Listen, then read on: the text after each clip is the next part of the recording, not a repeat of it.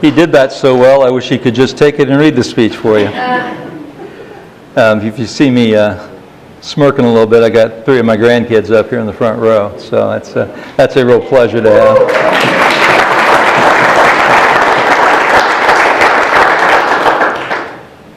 I am here today to officially announce that I am running for the Indiana State Senate District 15.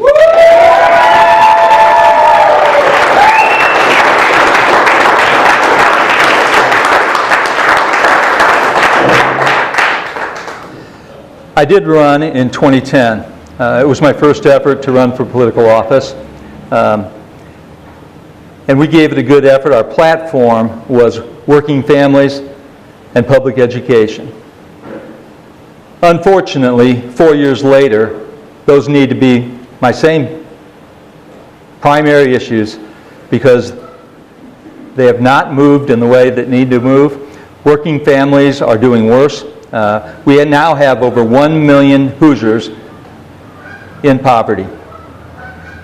Working families are making less money. They're not able to pay their bills. They're losing their homes.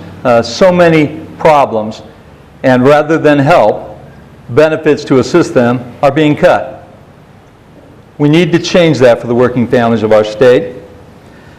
The same way I tried to campaign in 2010, but the incumbent managed to hold on. We're going to hit that harder and harder in this campaign because working families are what make up the economy of our country. And that's why we're struggling. That's why we're having troubles. The other part of my core campaign in 2010 was public education. Public education was under attack. Teachers were under attack. And what we've seen now in our paper today, that it was often, as we understood all along, unfair attack.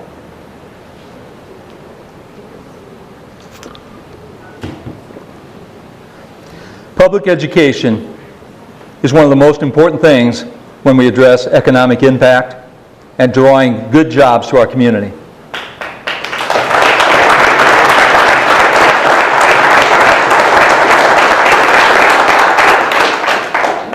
Any strong economic impact includes strong education, and one way, the best way proven to improve so many things in our society is early childhood education.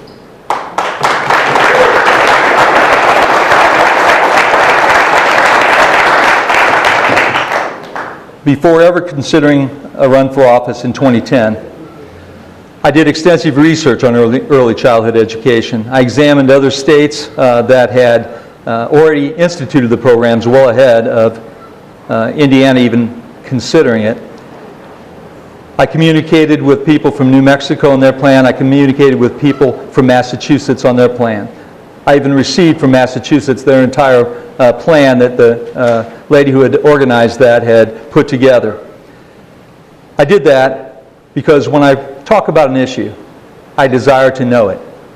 I desire to know it, I desire to hear both sides, and I desire to find the right approach. Unfortunately, in Indiana, we've had one party dominate the picture. In that domination, they have controlled things the way they wanted them to go, and we have seen public education being dashed. We see those in our community who can least afford it suffering the most. Education is a way to bring people up out of poverty. Public education is the way to do that.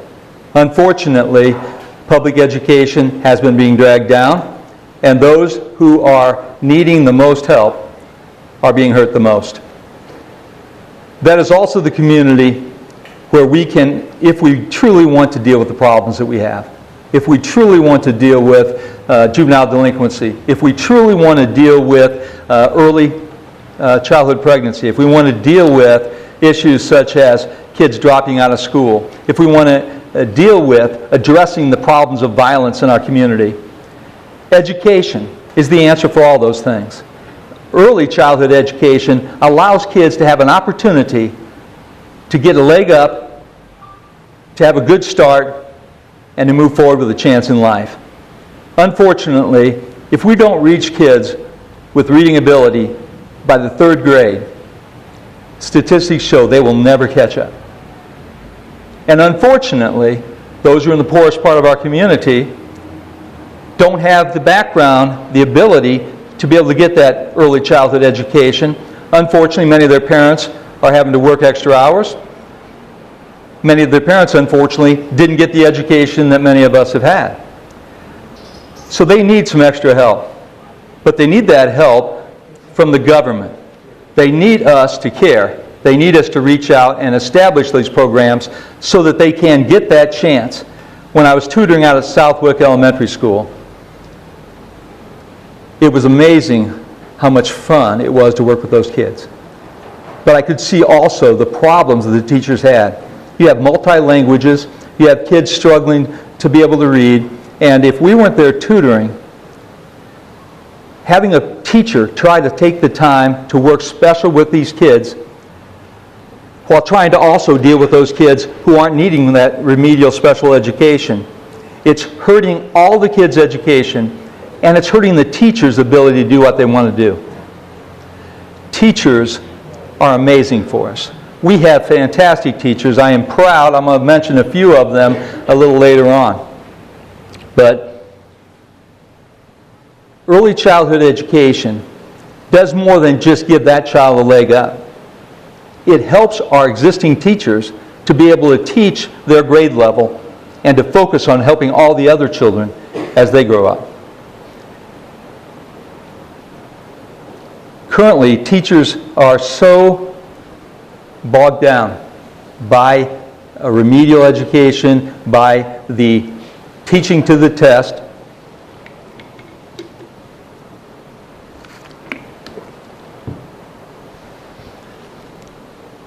They're bogged down by imposed tests that are passed down by lawmakers in Indianapolis without consultation with the teachers themselves, which caused the teachers to be so bogged down testing for that test, and the month of May, as I understand it, is largely consumed with just taking tests right now.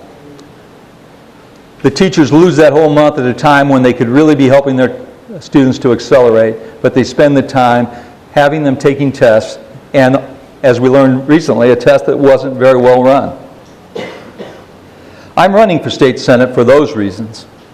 I'm also running for the fact that the blue-collar workers their wages have been dropping. Working families, the wages are dropping on them. We had an opportunity in our country where we addressed these issues. And due to the efforts of organized labor, working families moved up in the middle class and had a chance to be in the upper middle class. During those time periods, our economy was booming. As we've seen problems now, we've seen organized labor under attack, and as it has been weakened, we have seen the wage earning of workers weaken. We all owe a debt of gratitude for the battle that organized labor has fought for us, the battle that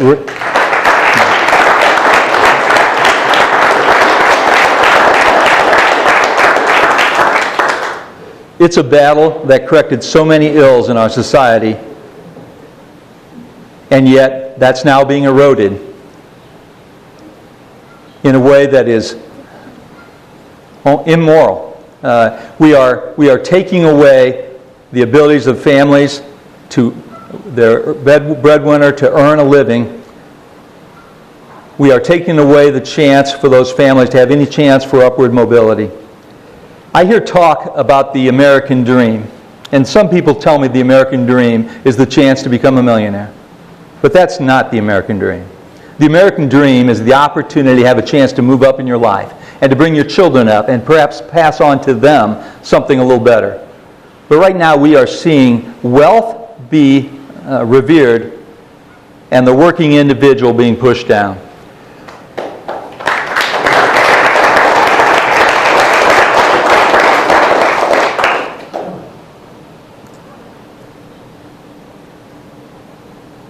In the last 4 years, in this domination by one political party, there's been a growing economic gap, lowering the standard of living for working families and driving more families into poverty.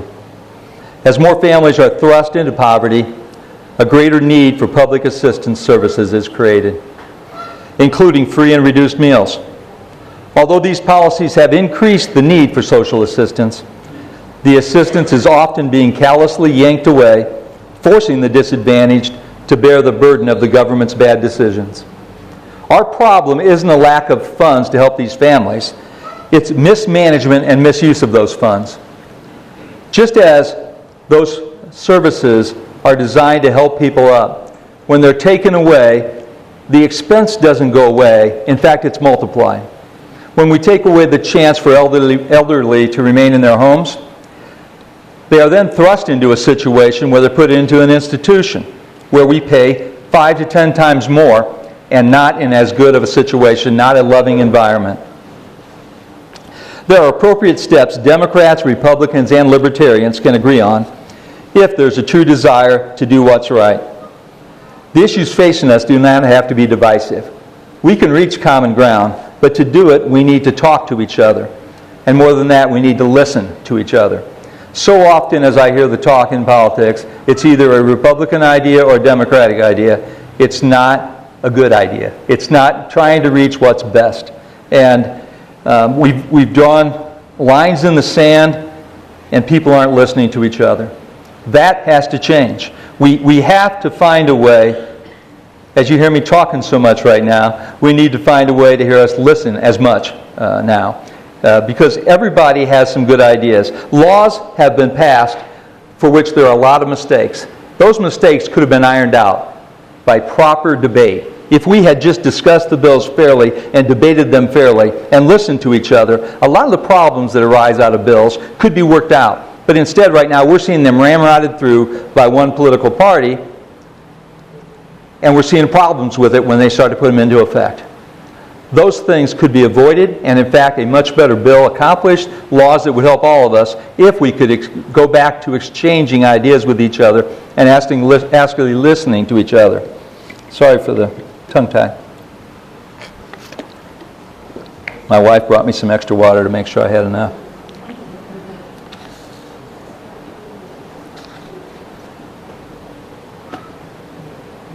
I hope to have my oldest brother here, but he couldn't make it today. I wanted him here because he's been in education 41 years. He'll be retiring this year, and we will lose an excellent teacher. My wife's laughing at me. I'm proud of him. I got to go in his classroom very many times.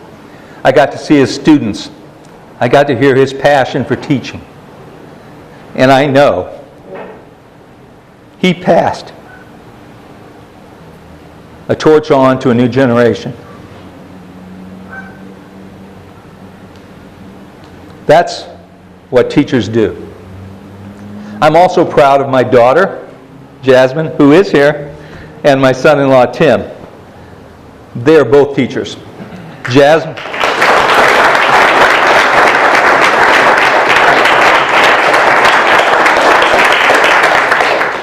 They've also given me 3 great-grandchildren. 3 great-grandchildren, not great-grandchildren. 3 amazing grandchildren. But I've had a chance to be in both of their classrooms also.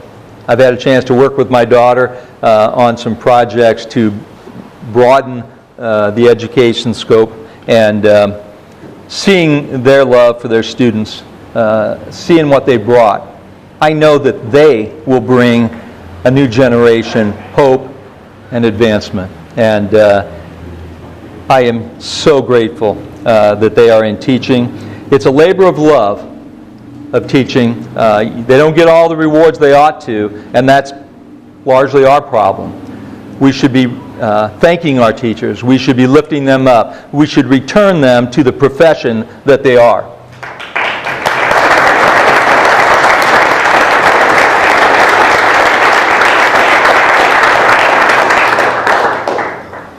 I pledge, I pledge to make sure I turn the mic on.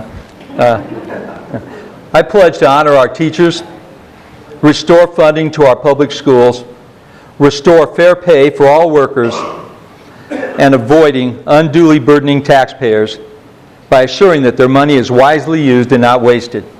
I will stand with Indiana workers. I will stand with organized labor. I will seek that it will be restored to the prominence that it had.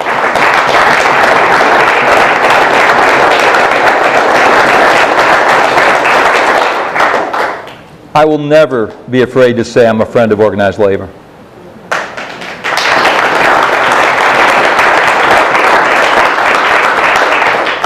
I appreciate you all being out here today. It's a wonderful turnout.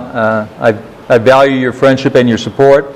And we started early this time because we did fall short in 2010. It wasn't due to lack of effort, but I know a lot of you hadn't got a chance to get to know me. I hope now that you know me, I hope you'll get out there and actually be active in our campaign. And let's go out and let's send a Democrat to Indianapolis for the Indiana State Senate.